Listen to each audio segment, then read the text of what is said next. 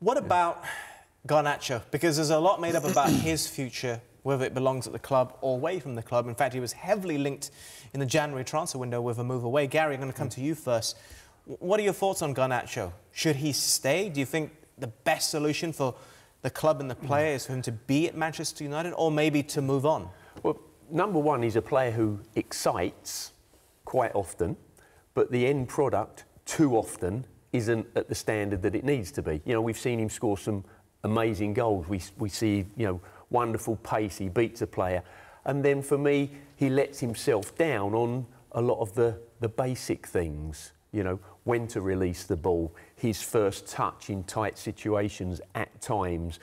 You know, the simple pass that gets intercepted because he hasn't, almost as if he's lost concentration on it. But again, I think we are all too quick in many ways to condemn players. And let's be honest, it's easy to sit here and criticise, isn't it? It's actually quite difficult to sit here and be able to say with any sort of certainty that Dorgu will come through and become a top player, because actually what we've seen doesn't say that. You know, that Garnacho will become a Manchester United top-line player compared with players from the past. I think both of them got an awful lot of work to do. Will both of them have long-term futures? I'm not sure. Garnacho, would it be better for him to move on? I don't know. Does he find the weight of the club difficult for him? You know, people do talk about this, and Lee, you achieved it at Manchester United. You went there. There is a weight to the shirt, isn't there, of playing for Manchester United? There is that expectation. There is that scrutiny. And yeah, to some extent I had it at Spurs, but Spurs were never and are not as big a club as Manchester United. You know, you dealt with it.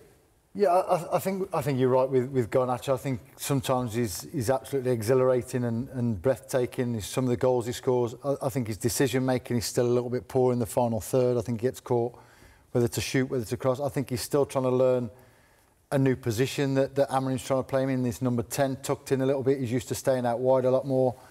Should he stay at the club? I don't know. It depends on if he fits into the system and who Amorim buys. I think if they get replacements and they get good money for him, then I wouldn't be surprised if he goes.